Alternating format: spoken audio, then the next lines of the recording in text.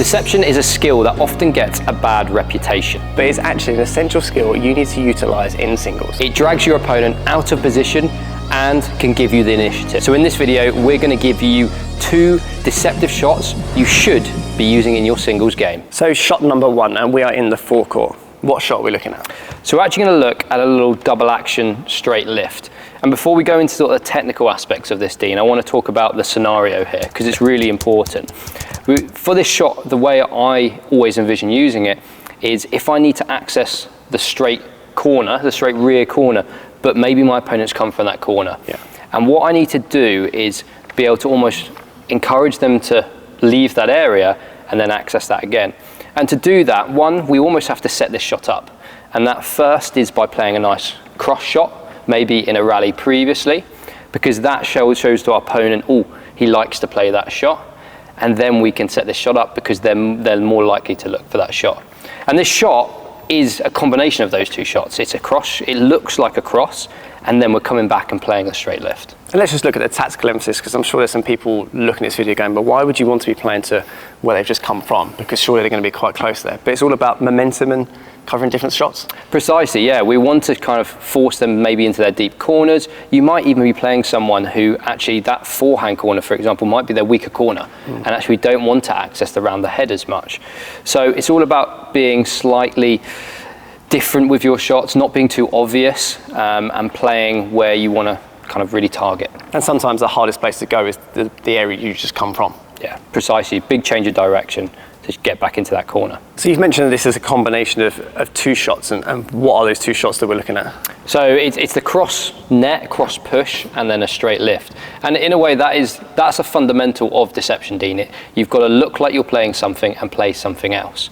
And that's why this shot works so nicely, because I'm showing them going to move the long diagonal here by starting prepping with my racket quite early, pointing in that direction.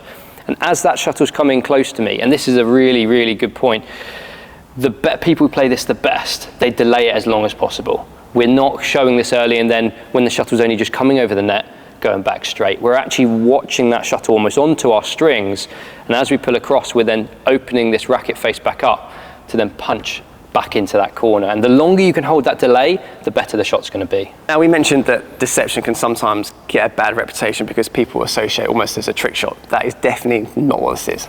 No, 100%. This is a shot you'll see professionals play a lot. Don't get me wrong, this isn't a shot you're going to be doing every single rally. Yes. This is something you add in to maybe get the initiative in a rally, maybe at a key point in the game you might add this in. But it's not something that's just like your standard.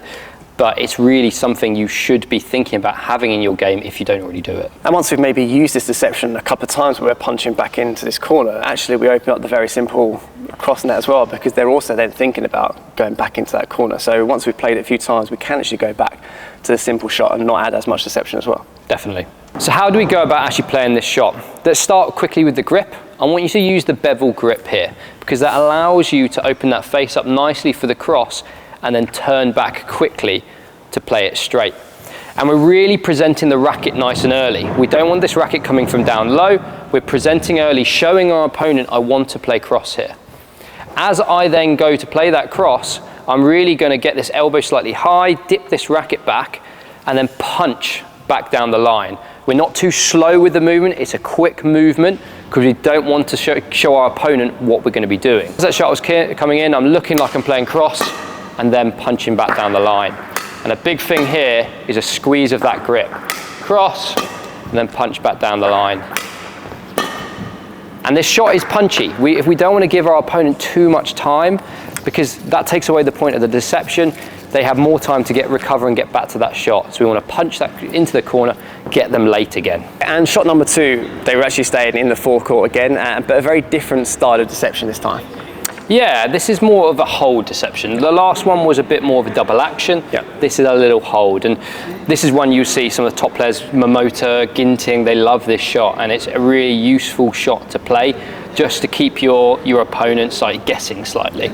It's very much, we're taking the shot on nice and early, looking almost like we could play sort of a punchy lift, a quick net, cross net, and then we're literally dropping back.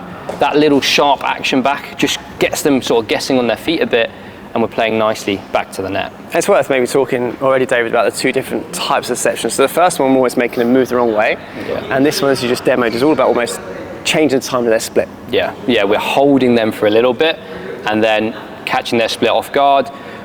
With all these deceptions, we're not trying to hit winners, we're just trying to make their movement more awkward, make them late to the shuttle.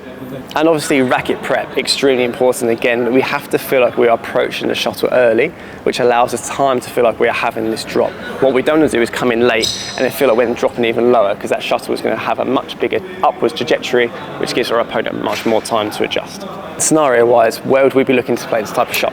I think definitely from maybe a push or a drop from our opponent, anything where maybe they're looking to come in, or where I've got a few options. Not really if they played a net shot here, because they're already quite close to the net, so actually there's no real benefit to playing that little hold back to the net. So definitely thinking any shot where you can get nice and early and show this prep is going to be really useful. So let's look at this from a technical point of view. Grip wise, you can use bevel or the thumb grip. I'm going to use the bevel grip for this, just because from a versatility point of view. The important thing, as we said earlier, is your prep is nice and early. I want to show my opponent my intentions really early on. And the second really key point here is we use the wrist for this. We're not going to use the elbow to pull our racket back. It's too slow and it moves too much. We want to be prepping nice and early and dropping that wrist just as that shuttle's about to contact the strings. So as I come in, I'm holding back with that wrist, just creating that little bit of deception, just to put their movement slightly off balance, make it really difficult. That little almost jerking action of the racket just causes a little bit of hesitation. So hopefully these two different types of deception are something you can go away and start trying to add into your game.